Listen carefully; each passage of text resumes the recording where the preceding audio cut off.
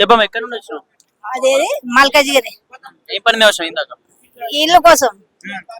నాకే ఇల్లు లేదమ్మా మీకు? నాకు ఇల్లు లేదు సార్, ఏం లేదు. కొడుకు చనిపోయిండు, యాక్సిడెంట్ అయ్యి బీఈడి కాలేజ్ చేసిండు. నా భర్త లేడు, నాకేమీ లేదు, ఉండడానికి ఏం లేదు. రూమ్ రెంట్ లో ఇండ్లలో పని చేసుకొని బతుకుతాను. నాకు ఇంకెవ్వరు లేరు. ఏమంటారు ఇక్కడికి వస్తే ఏమంటారు లోపల? ఏమంటారు, రాసిండ్రు, ఏమొస్తుందో ఏమో తెలియదు. అంటే ఎన్నోసారి అమ్మా ఇక్కడికి రావడం మీరు? ఇప్పుడు వచ్చి లోపలికి వెళ్తే ఇప్పుడు ఫస్ట్ టైం వచ్చారు, లోపల ఎట్లా అనిపించింది? నిజంగానే మరి సాల్వ్ అవుతుంది అనిపించింది? సాగు అవుతుంది, రాసిండ్రు, వస్తుంది అన్నట్ల నమ్మకం కొద్దిగా వచ్చింది సార్. ఎప్పటి నుంచి ఎదురు చూస్తారు ఇల్లు కోసం? 10 ఏళ్ల నుంచి. 10 ఏళ్ల నుంచి. అంత ముందు కేసీఆర్ ప్రభుత్వం ఉన్నప్పుడు ఎలా పెట్టినా రాలే. ఏమన్నారు అప్పుడు అడిగితే? వస్తుంది అన్నారు, రానేలే.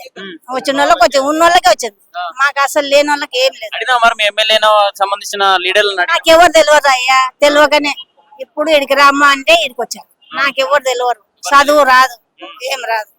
ఇప్పుడు పరిష్కారం అయితే అనిపిస్తుందా మరి ఇక్కడికి వచ్చినప్పుడు? ఏమో దేవుని పుణ్యాన అయితే బాగుండే అనుకుంటాను. ఇన్ని రోజులు టైం పడితే ఏమన్నా చెప్పిరా లోపల?